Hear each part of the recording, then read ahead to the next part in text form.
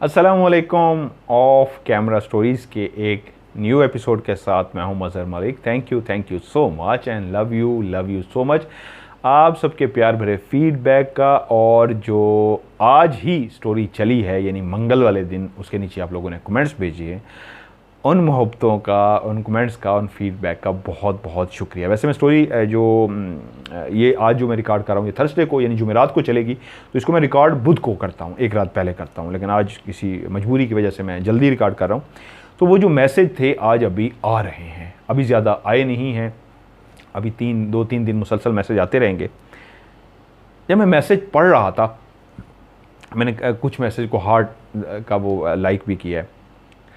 Message जब मैं पढ़ रहा था तो इतनी खुशी हो रही थी, मैंने कहा था कि आप लोग मुझे अपना फीडबैक दें, स्टोरी को इसी तरह सीक्वेंस बनाऊं या शॉर्ट करूं। बहुत सारा फीडबैक आ रहा था, मज़े का भी था और अच्छा लगा। तो वहीं पे मैंने फ़ैसला किया कि एक आइडिया मेरे जहन में आया जो अभी आपके साथ शेयर करना चाहता हूँ। मिसाल के तौर पे जिस तरह एक बड़ा प्यारा सा किसी ने मैसेज किया हुआ था, शरारती सा, अच्छा लगा, मैंने उसका स्क्रीनशॉट ले लिया।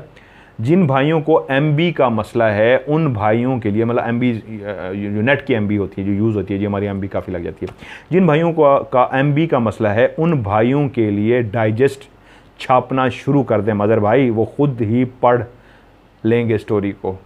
कौन है ये? बिलाल मिर्ज़ा ने।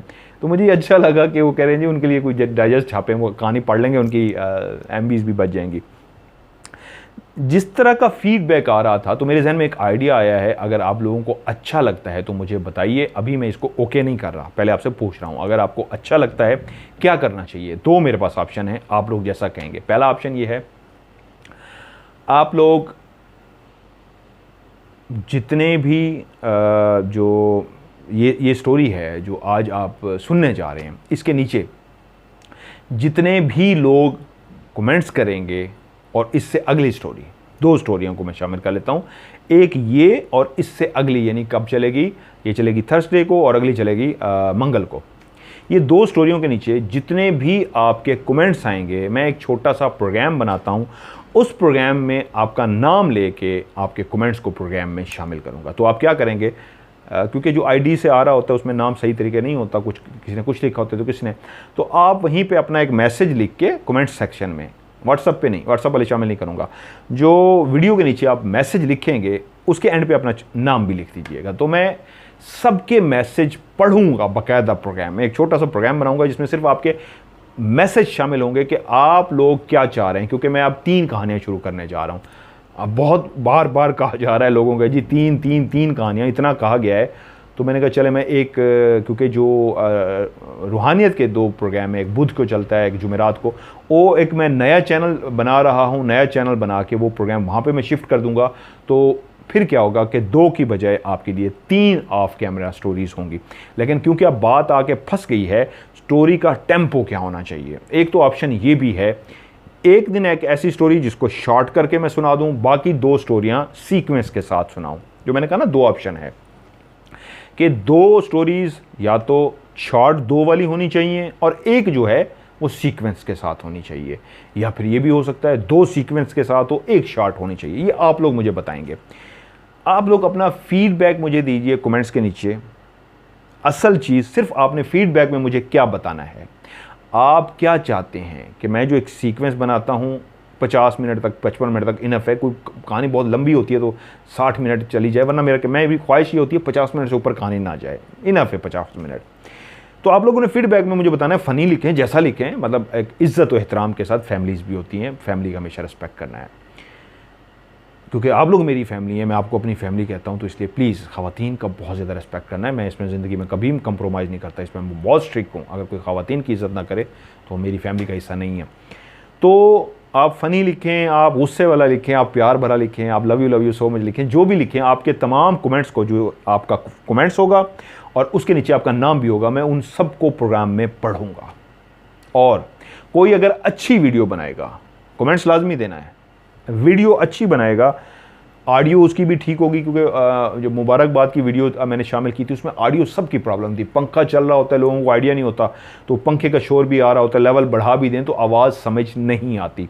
तो अगर कोई वीडियो अच्छी सी इस तरह मोबाइल रख के फ्रंट कैमरे से या बैक कैमरे से वो अगर इस तरह बनाता है, तो मोबाइल ऐसे ना पकड़ाओ, ऐसे पकड़ के उसके ऑडियो भी ठीक हो। कोई वीडियो भी बनाना चाहता है तो मैं उसको भी प्रोग्राम में शुरू में कमेंट्स पढ़ूंगा सबके, एंड में कुछ वीडियोस जो वाकई इस काबिल होंगी, जिनकी ऑडियो क्वालिटी भी अच्छी हो और वीडियो का लेवल भी अच्छा हो, मैं वीडियो भी शामिल कर दूंगा।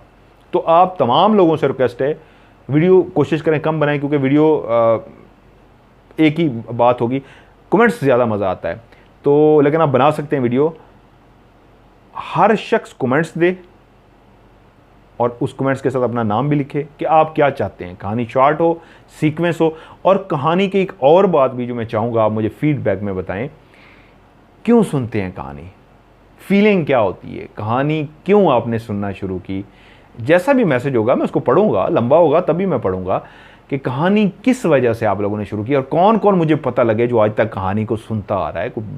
इतने लोग हैं तो इतने जो कमेंट्स आएंगे मेरे पास, तो मुझे पता लगेगा कौन कौन है जो असल में कहानी का फ़ैन है, जो कहानी को सुनता है और उसकी ये ख्यालात हैं, उसकी ये फीलिंग है, कहानी सुन के आंखें बंद करके वो सुनता है, आंखें खोल के सुनती है, उसकी उस वक्त क्या फीलिंग होती है। वो उस वक्त अपने आप को कहानी का हिस्सा समझ रहे होते हैं, उस जगह पे मौजूद होते हैं, खौफ आ रहा होता है।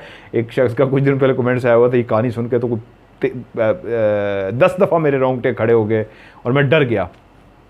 तो अपनी राय का इजहार कीजिए कमेंट्स में, आज की कहानी के नीचे भी, और जो अगली मंगल को चलेगी उसके नीचे भी अपने कमेंट्स का, अपनी राय का इजहार कीजिए। उसके ऊपर मैं एक पूरा शो करूंगा अलग से, जो उसके बाद फिर फैसला होगा कि आपका सीक्वेंस जो 3 दिन का मैं करने जा रहा हूँ, शॉर्ट होना चाहिए, टू द पॉइंट होना चाहिए, या सीक्वेंस बना के मैं उसको शुरू करूँ। आज 2 कहानियाँ हैं जी मैं जो प्रोग्राम में शामिल करने जा रहा हूँ।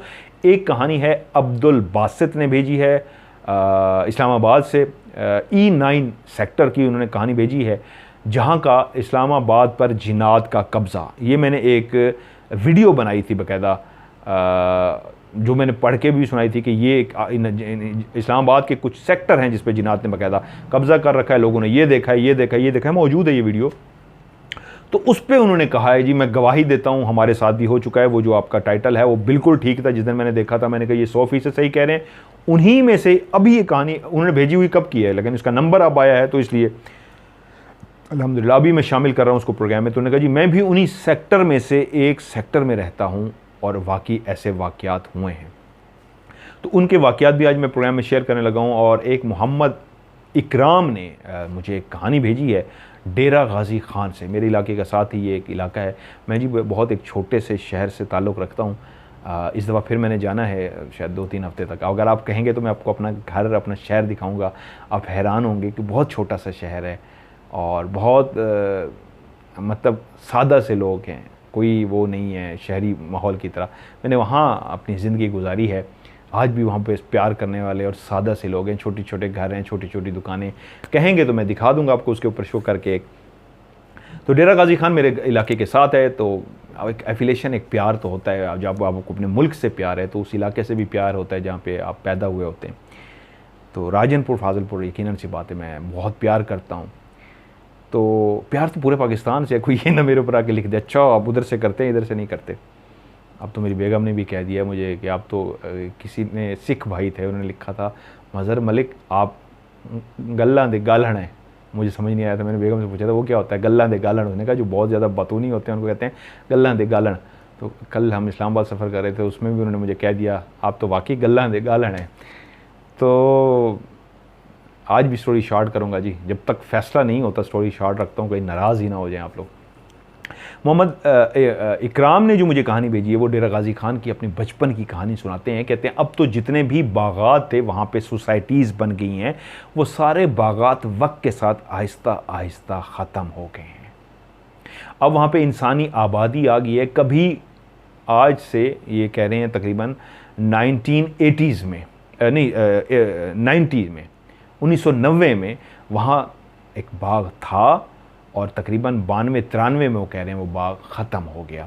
ये तो कहानी है तकरीबन 85 की, 85 की। वो कहते हैं हम छोटे से थे, 3-4 हम दोस्त थे। दिन के टाइम पे ऐसा होता था कि घर वाले हमें सुलाने के लिए लिटा देते थे कि शदीद बाहर गर्मी है और आप लोग सो जाओ। हम लोग क्या करते थे, सोते नहीं थे, खेलने के लिए बाहर निकल जाते थे। ऐसा सबके साथ हुआ होगा। मुझे भी दिन को जब सुलाया जाता था तो हम ज़बरदस्ती कोशिश करते थे बाहर निकल जाएं और खेलें, और ये हमें ज़बरदस्ती सुला रहे हैं। अब कोई नहीं है जो कहे सो जाओ, अब टाइम ही नहीं होता सोने के लिए, इतने ज़िंदगी में काम होते हैं। खैर, वो कहते हैं जी हमें घर वालों ने सुलाया लेकिन हम सोए नहीं। इकराम कहते हैं मैं, शाकिर और एक उनका दोस्त था शर्जील, और एक और दोस्त, उन्होंने कहा उनका आप नाम रहने दें, बाकी ये 3 नाम ओरिजिनल हैं, शाकिर और शर्जील और इकराम। वो कहते हैं हम चारों दोस्त घर से निकले कि उस बाग की तरफ चलते हैं। हमारा घर उस बाग से थोड़ा सा दूर था, ऐसी जगह पे हमारा घर था कि हमारे घर के बाद 8-10 घर और होंगे और उसके बाद इंसानी आबादी यानी कि घर जो थे वो ख़त्म हो जाते थे और ज़मीनें शुरू हो जाती थी। और ज़मीनों से भी चलते चलते उस बाग तक पहुंचने के लिए तकरीबन 10 से 15 मिनट लग जाते थे। हम बच्चे थे, एग्जैक्ट टाइम का नहीं पता, लेकिन एक टाइम लग जाता था। ख्वाहिश ये थी कि उस बाग के अंदर पहुँचें और पहुँचने के बाद वहाँ पे जो इम्बियाँ जिनको बोलते हैं, कच्चे आम जो होते हैं, वो हम जाके तोड़े। मैंने भी तोड़े हुए हैं जी बागों में जाके बचपन में। कभी आपको इसकी कहानी सुनाऊंगा, एक हॉरर भी है, याद रही तो भूल जाता है, आप याद कराइएगा, इंशाल्लाह सुनाऊंगा। तो वो कहते हैं जी हम दोस्त रवाना हुए। उस दिन तकरीबन शाम को हम सोने के लिए लेट तो गए लेकिन घर से निकल नहीं पा रहे थे। होते होते शाम के 4 बज गए। 4 बजे घर वाले भी उठना शुरू हो गए, आहिस्ता आहिस्ता कुछ सो रहे थे, तो हम भी उठ गए कि बस हम जी सो के थक गए हैं, हमें बाहर खेलना है। तो उन्होंने कहा चलो ठीक है खेल लो। हम बाहर चारों दोस्त निकले और फ़ौरन हमने दौड़ लगा दी कि उस आमों के बाग की तरफ चलते हैं और चल के इमिया तोड़ते हैं। इकराम, शर्जील, ये चारों दोस्त, शाकिर, चलते चलते चलते कहते हम उन ज़मीनों तक पहुँचे जहाँ से वीराना शुरू हो जाता था। हरियाली थी, ज़मीनें थी, वीराने से मुराद इंसानी मकानात, इंसानी आबादी ख़त्म हो जाती थी। उस 4 बजे की शाम, 4:15 साढ़े 4 हो चुके थे। कोई इंसान उन ज़मीनों में नज़र नहीं आ रहा था। इन दिनों में जब शदीद गर्मी होती थी तो ज़मीनों में भी काम करने वाले सुबह ही सुबह, जिस वक्त सूरज की पहली किरण बाहर निकलती थी, रोशनी फैलती थी, तो इन ज़मीनों में आ जाते थे और अपना काम करते थे 11-12 बजे तक। जब तपिश शदीद हो जाती थी, शदीद गर्मी हो जाती थी, तो काम ख़त्म करके घरों को चले जाते थे। चलते चलते इन ज़मीनों से भागते भागते आखिरकार हम बाग में पहुंच ही गए। अब बाग बिल्कुल हमारे सामने था। एक खौफ जो हर बच्चे के दिल में पहले भी था, आज भी होता है, जब वो इमिया तोड़ने जा रहा होता है, उसको खौफ हमें भी था। वो ये होता है कि माली जो उस बाग का माली है वो पकड़ ना ले, क्योंकि माली चक्कर लगाते रहते थे उस वक्त बागों में। अब तो बाग ही बहुत कम बचे हैं, आज भी चक्कर लगाते हैं। हिफाजत के लिए मामूर जो माली होता है वो पूरा एक राउंड लगाता रहता है, कहीं पे कोई इम्बिया तोड़ तो नहीं रहा। तो हमारे अंदर, वो कहते हैं चारों दोस्तों के अंदर जो खौफ था वो यही था कि माली हमें देख ना ले। सो हम ऐसे रास्ते को, ऐसी जगह को चूज़ कर रहे थे जो सबसे घना हो और हम दरख्तों के बीच में ऐसे छुपते हुए जाएं कि माली अगर कहीं हो भी सही तो हम किसी दरख्त की ओट लेके किसी दरख्त के पीछे, कोई बड़े तने के पीछे छुप जाएं ताकि माली हमें देख ना सके। और ऐसा ये पहली दफ़ा नहीं था, इससे पहले भी क्योंकि हम इस बाग में जा चुके थे, इसलिए हमें इतना अंदाज़ा था कि माली फिरता है, पहरा देता है, चक्कर लगाता है, और उससे बचने का एक ही तरीका है, क्योंकि वो बेचते भी थे। बच्चे ख़रीदने के लिए भी जाते थे बागों में, हम खुद ख़रीद के भी आते थे। ख़रीदने का तरीका क्या होता था कि हम चलते हुए गए और उसके कमरा एक बना होता था कच्चा सा, जहाँ पे उसका चारपाई पड़े होती थी, वो हुक्का पी रहा होता था, और उसको जाके कहते हैं चाचा ये पैसे हैं, हमें इम्बिया दे दो, तो वो हमें इम्बिया दे देता था। तो एक दफ़ा इम्बिया लेने के लिए गए तो उसकी कमरे से पहले एक बहुत ही खूबसूरत किस्म का आम लटका हुआ था। मेरे मुंह में पानी भरा है उसको देख के, इतना खूबसूरत तो मैंने इम्बी देखी नहीं थी। आम नहीं था, कच्ची थी, इम्बी थी। वो जैसे ही पैसे लेके अंदर लेने के लिए मेरे कज़न के साथ गया तो मैंने फटाफट उसको तोड़ा और उसको जेब में डाल लिया, और हम उसके साथ अंदर चले गए और उसने हमें इम्बिया उठा के दी। जब हमने इम्बिया उठा ली और हम बाहर आए तो हम जैसे ही गुजर के थोड़ा सा दूर गए तो उसके पीछे से आवाज़ आई, रुको रुको बात सुनो। तो मैं अलर्ट हो गया, मेरा जिस्म कांपना शुरू हो गया, क्योंकि पहली दफ़ा वारदात डाली थी, कैसे चुपके से तोड़ के डाल दी थी। तो उसके मुंह, मुझे खौफ पहले ही आ गया था, छटीस कह रही थी कि भाई गड़बड़ हो गई है। तो उसने वहीं पे खड़े होकर कहा, इस जगह पे जो लगी हुई थी वो किसने तोड़ी है? बस ये सुनना था कि जो उठाई हुई थी वो वहीं फेंकी और दौड़ लगा दी कि या अल्लाह बचा ले, इज़्ज़त रह जाए। खौफ आ गया इतना ज़्यादा कि ये काम दोबारा नहीं करना, और बाकी दोबारा नहीं काम किया। इतना तक उनको पता होता है कि यहाँ पे ये लगी हुई थी। यकीन मानिए उसने वो वाली पहचान के कहा यहाँ पे वो शायद थी भी सामने, यहाँ जो लगी हुई थी वो किसने तोड़ी है इन दोनों में से। मैंने दौड़ लगा दी। तो मेरा कज़न बाद में आहिस्ता आहिस्ता आया, क्योंकि उसको खौफ नहीं था, मेरे अंदर खौफ था, काम ऐसा कभी किया नहीं था। तो वो कहते हैं जब हम उस जगह से दाखिल हुए तो एक घना हिस्सा था। उस घने हिस्से से हम आहिस्ता आहिस्ता ऐसे दाखिल हुए कि जो खुश्क पत्ते उन दरख्तों के, उन आमों के दरख्तों के जो खुश्क पत्ते नीचे गिरते, पत्ते सब्ज़ होते हैं, टूट टूट के जब नीचे गिरते हैं तो खुश्क होते जाते हैं, उनको साफ़ नहीं किया जाता, वहीं पड़े रहते हैं। तो जब भी आप आमों के बागात में जाएं तो पाँव के नीचे एक शोर सा पैदा होता है। एक एपिसोड भी मैंने वहाँ पे किया जहाँ पे उल्टे पाँव वाली चुड़ैल थी। उस बाग में भी रात को देखें, हम चल रहे हैं तो मुसलसल पाँव के नीचे चरचराहट है उन पत्तों की जो पाँव के नीचे आ रहे हैं। तो वो कहते हैं वो भी उन चरचराहट से बचते हुए कि शोर पैदा ना हो, ये ना हो किसी पत्ते पे हमारा पाँव आ जाए और शोर पैदा हो और वो हमें देख ले तो हम एक दूसरे को इशारा करें ऐसे कि आहिस्ता आहिस्ता पाँव आहिस्ता रखो।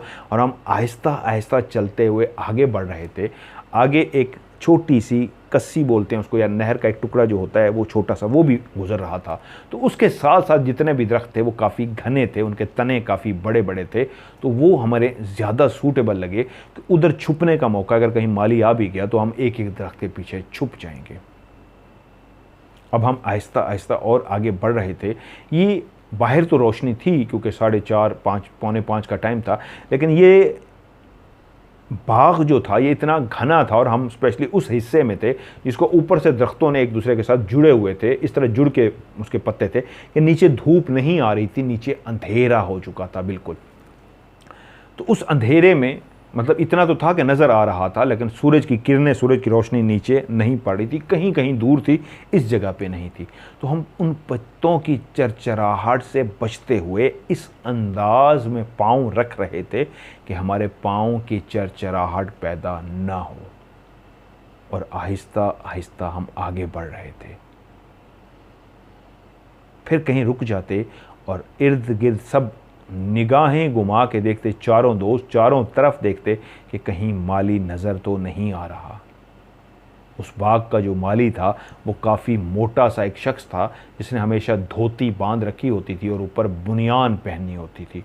कभी कभी उसने ऊपर एक कुर्ता टाइप सफ़ेद कलर का, बहुत ही बारीक कलर का, गर्मियों में उसने कुर्ता पहना होता था और नीचे उसने धोती बांधी होती थी या बुनियान में वो फिरता होता था।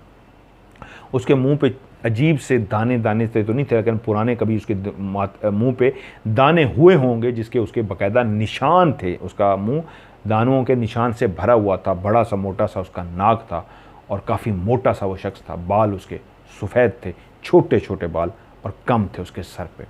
उस माली से जो हमारे जहन में था कि वो मोटा भदा सा बंदा कहीं फिरता होगा, हम बचते बचते उस आम की तरफ पहुंचना चाह रहे थे जिसको हमने इलायची का नाम दे रखा था। उस दरख्त को हम कहते थे, उससे हम जब ख़रीदते भी थे तो उसको कहते थे चाचा इस आम की हमें इमलियाँ दो, क्योंकि उसको कहते हैं हमने इलायची का रंग रखा हुआ था। मतलब वो इतनी मीठी होती थी, बाकी खट्टी इमलियाँ होती थी, वो इमलियाँ इतनी मीठी होती थी कि कच्ची भी खाते थे तो कमाल मीठी होती थी, तो हम उसको इलायची बोलते थे। तो हम कोशिश कर रहे थे वो उस इलायची वाले दरख्त के पास पहुँचें और उसकी सबसे मीठी होती हैं इमलियाँ, तो हम वो तोड़ें और उसके बाद वापस लें।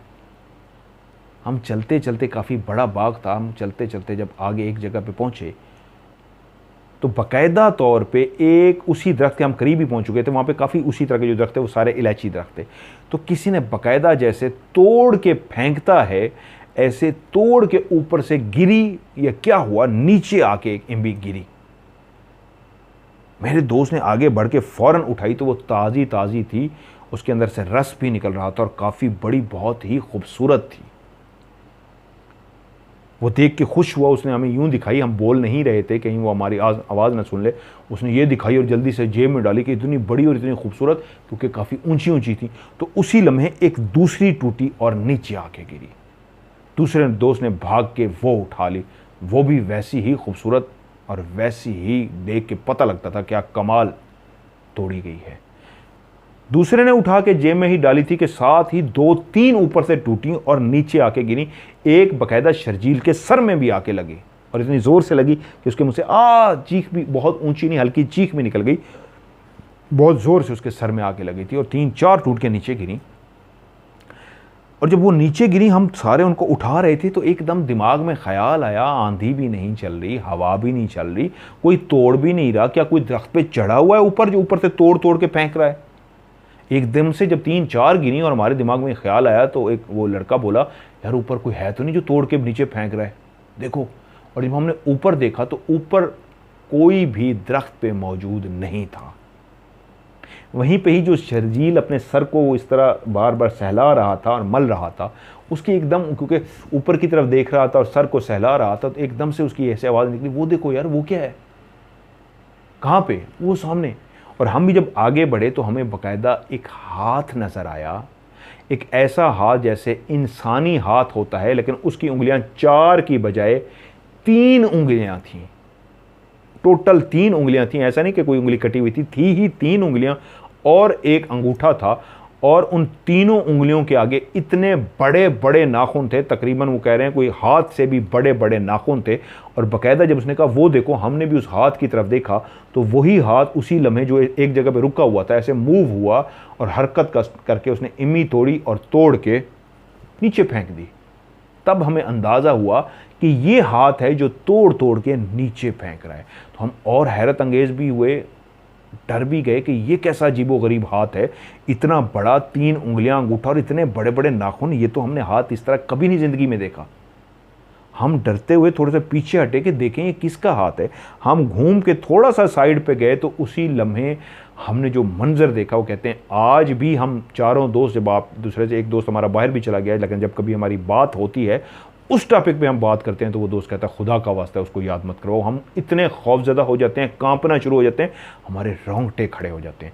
कहते हैं हम एक साइड से घूमे और हमने देखा तो एक लंबी सी औरत थी, जिसके टांगें हमें उस वक्त नज़र नहीं आ रही थी, वो दरख्त की बैक साइड से थी, इतनी लंबी थी कि जब हमने गर्दन उठा के उसको ऊपर देखा तो वो तकरीबन, जहाँ तक हम देख सकते थे, काफ़ी ऊंची, यानी कि 2 दरख्तों के बराबर जो हाइट बनती है, इतनी ऊंची उसकी हाइट थी।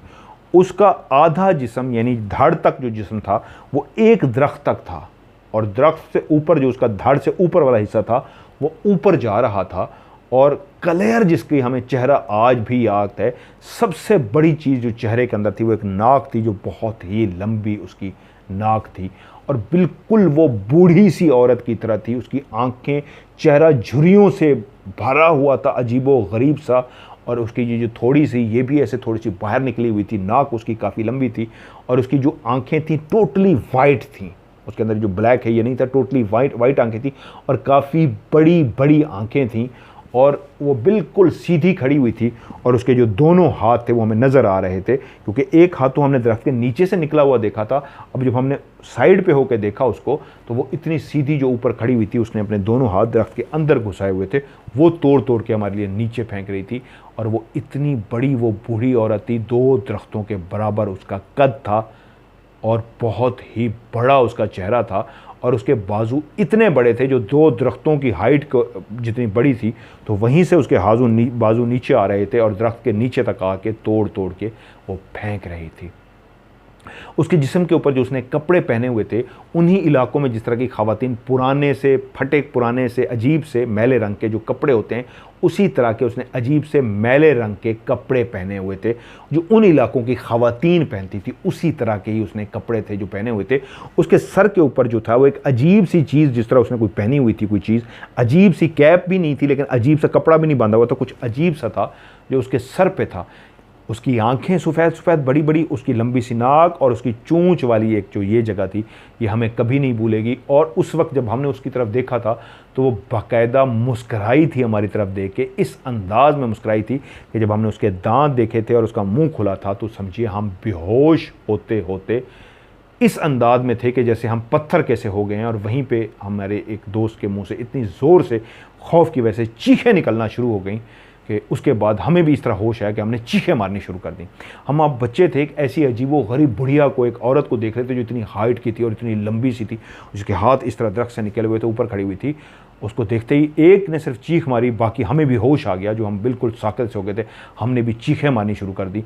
और जब हमने चीखें मारी तो उसी वक्त पास ही कहीं शायद वो माली मौजूद था, उसकी आवाज़ आई, कौन है, कौन है वहाँ पे। बस उसकी जैसे ही ये आवाज़ आई, हमें कोई होश नहीं। उस आवाज़ जो माली की आवाज़ थी, शायद उस आवाज़ की वजह से हमारे अंदर हिम्मत आई, जो पहले हमें खौफजदा कर देती। पहले वो ये लफ्ज़ बोलता, कौन है यहाँ पे, तो हम डर जाते, माली आ गया है। लेकिन अब ये एहसास हमारे अंदर आ गया था कि कोई इंसान भी हमारे इर्द गिर्द मौजूद है। एक हौसला आया, तो उसकी वो जो आवाज़ थी, कौन है यहाँ पे, उस हौसले की वजह से हमने दौड़ना शुरू कर दिया था। जितनी तेज़ हम दौड़ सकते थे उतनी तेज़ हम दौड़े दौड़े दौड़े दौड़े दौड़े दौड़ते दौड़ते हमने पीछे नहीं देखा, अपने घरों तक तो पहुँच गए।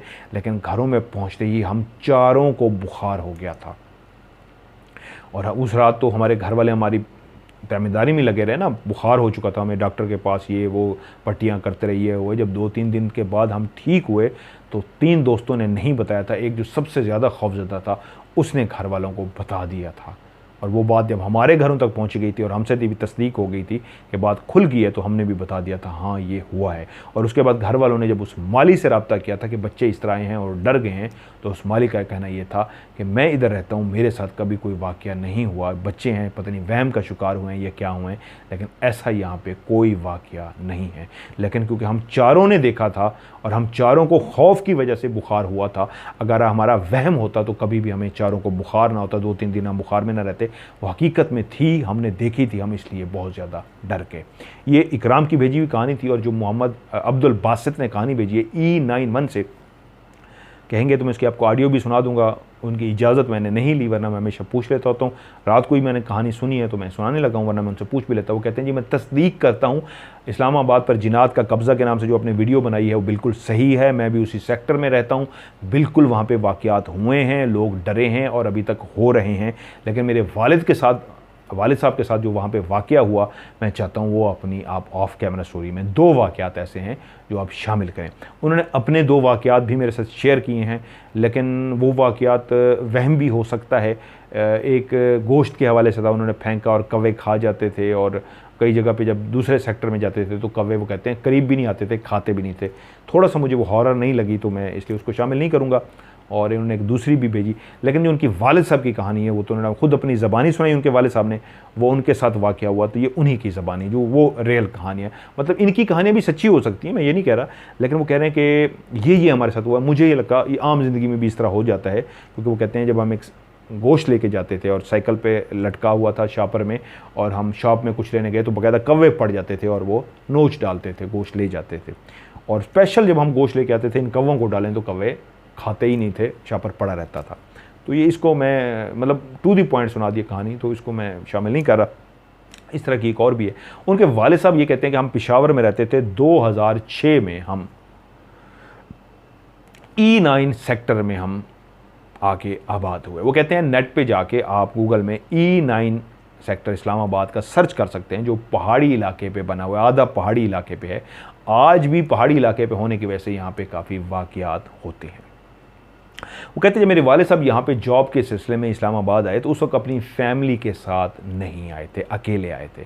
तो उस वक्त सरकार ने वो तमाम लोग जो सरकारी जॉब पे वहाँ पे मौजूद थे और उनको अकोमोडेशन यानी रिहाइश भी देनी थी, जो फैमिलीज़ के साथ थे तो उनके लिए एक अलग सेटअप बनाया गया था।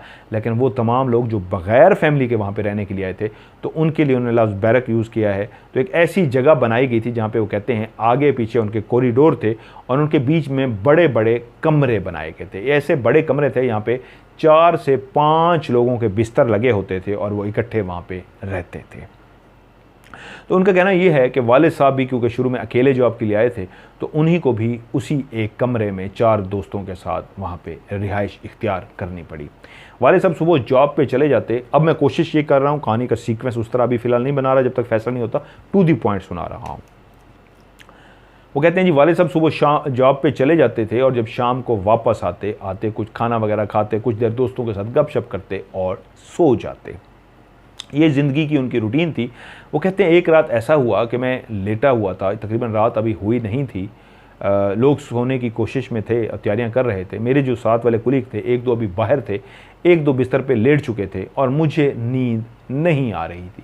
मैं अपने बिस्तर पे ऐसे करवटें ही बदल रहा था कि वहीं पे मेरी आंखों ने देखा, दरवाज़ा खुला हुआ था हमारा, कि एक शख्स तेज़ी से भागता हुआ बाहर गया। उसके भागने का अंदाज़ ऐसा था जिससे लगता था कि वो कोई प्रॉब्लम में है, किसी परेशानी में है या इमरजेंसी में भाग रहा है।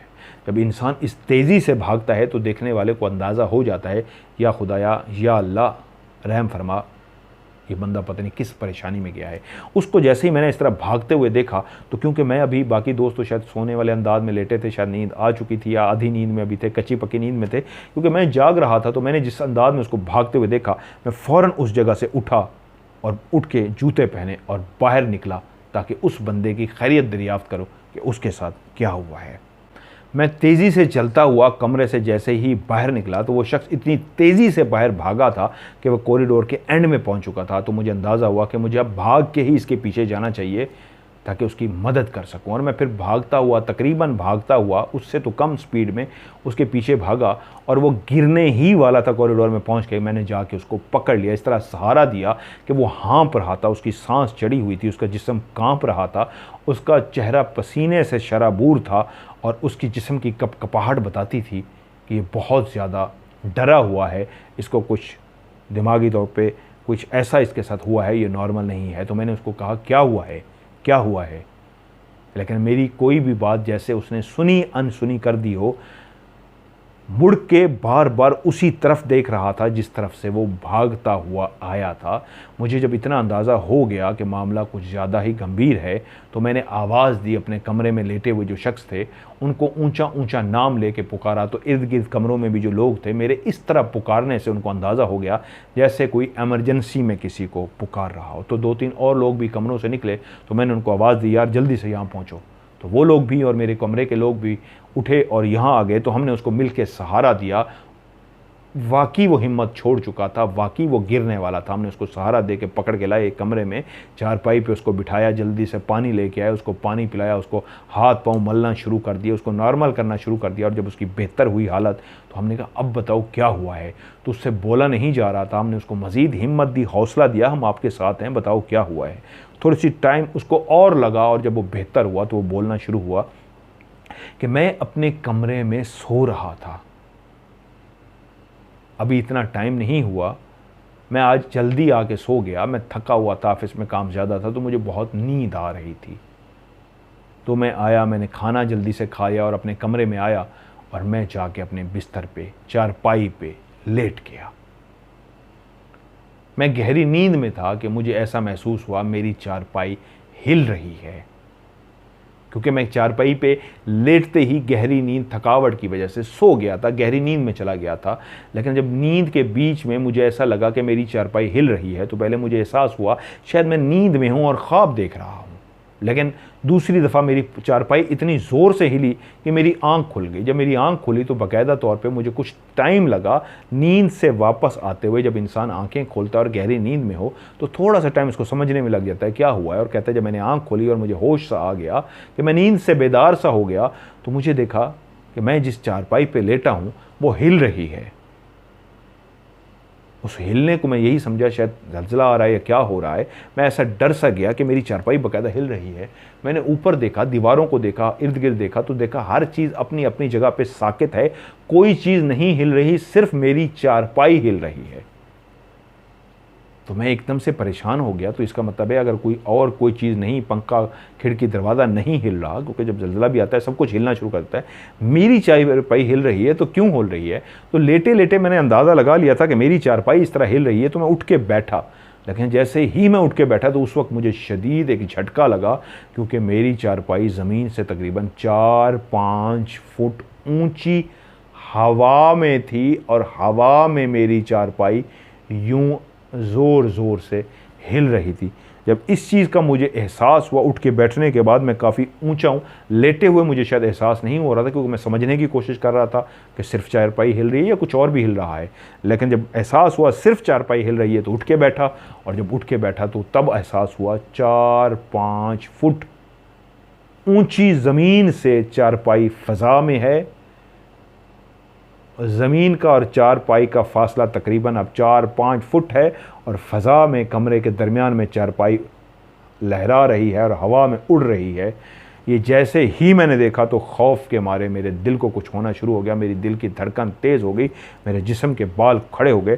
तो उसी वक्त बैठे बैठे जब मैंने नीचे छलांग लगाई है 4-5 फुट ऊंची चारपाई से, तो नीचे कुछ भी नहीं था।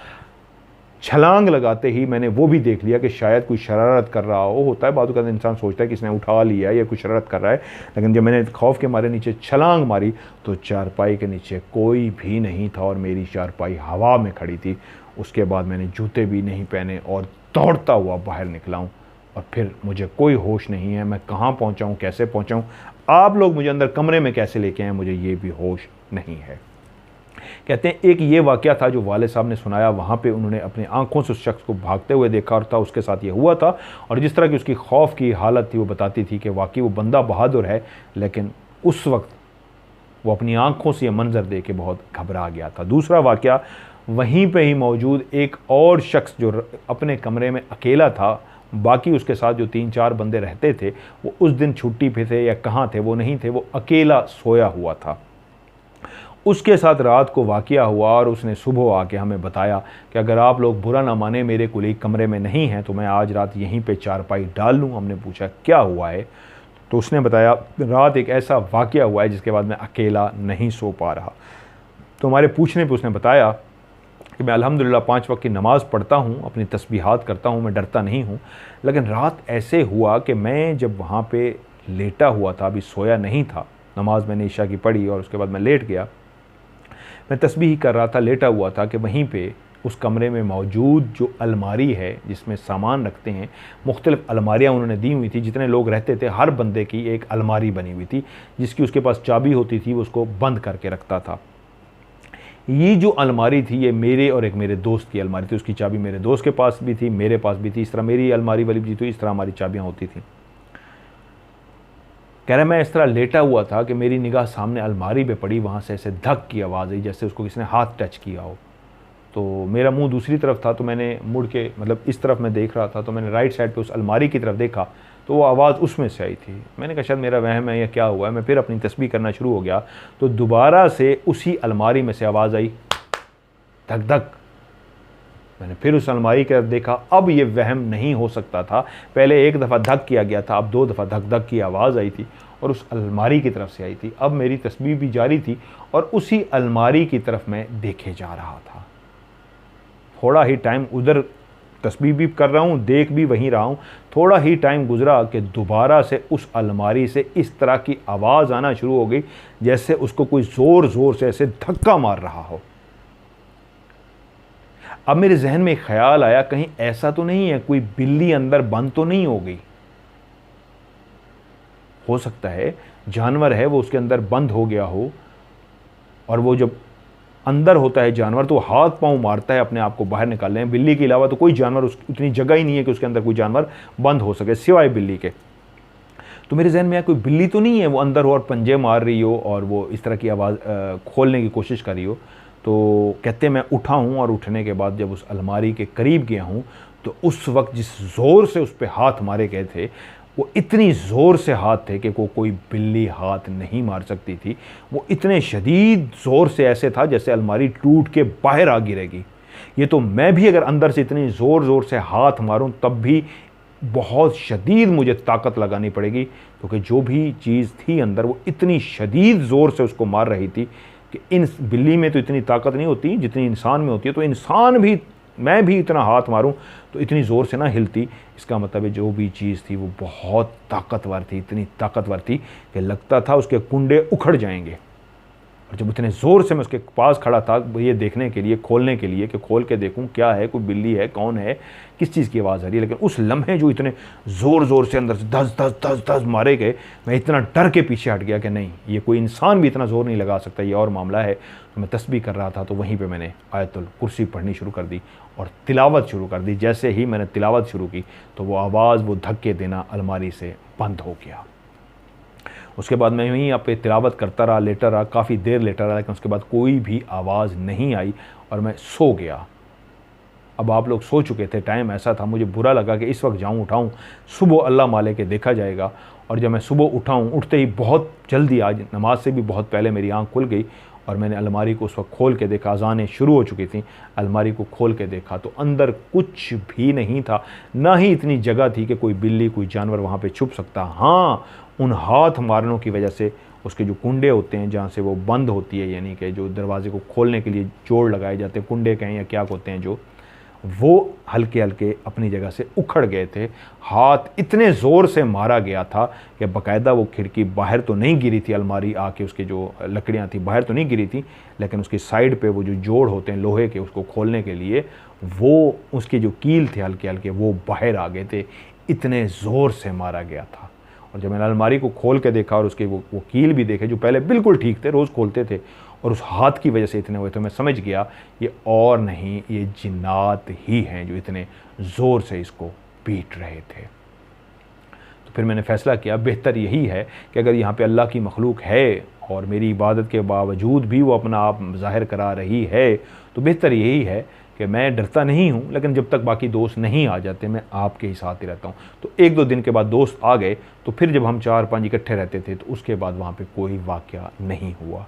तो कहते हैं इस्लामाबाद में उस वक्त भी, क्योंकि जो जंगल था उस वक्त वीराना था, उसको काट काट के वहाँ पे घर बनाए गए हैं।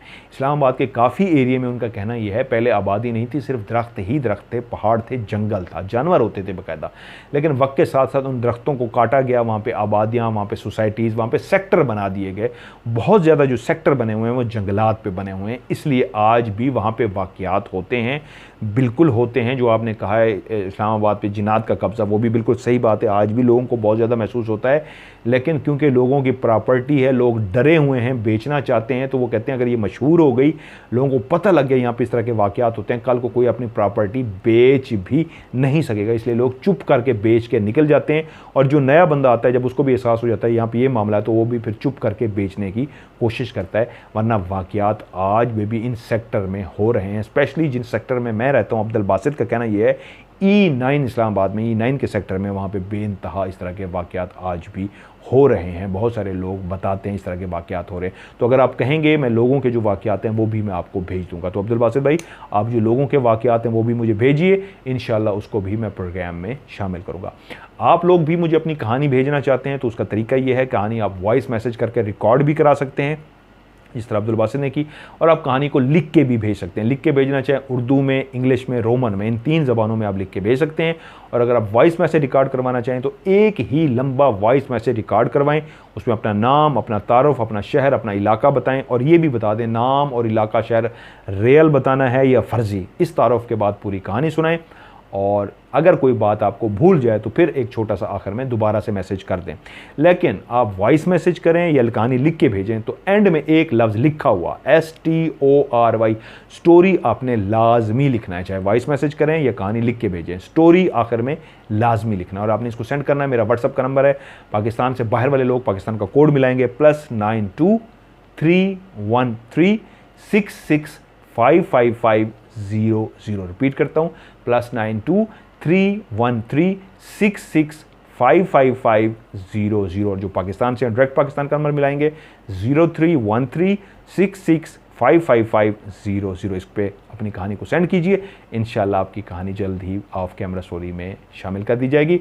और अब इंशाल्लाह मेरी कोशिश होगी जल्द ही, अभी फौरी करने लगा हूँ इंशाल्लाह, एक दूसरा चैनल बनाने लगा हूँ जिसमें कुछ प्रोग्राम जो है उधर शिफ्ट कर दूंगा, और आपकी ये जो स्टोरी है इंशाल्लाह पहले ये डिसाइड हो जाए सुनानी किस तरह है, उसके बाद 3 कहानियाँ इंशाल्लाह मैं आपको सुनाया करूँगा जो आपकी भेजी हुई सच्ची कहानियाँ होंगे। आज की ऑफ कैमरा स्टोरी से मदर मलिक को दीजिए इजाज़त, अपना ढेर सारा ख्याल रखिएगा, खुदा हाफिज़।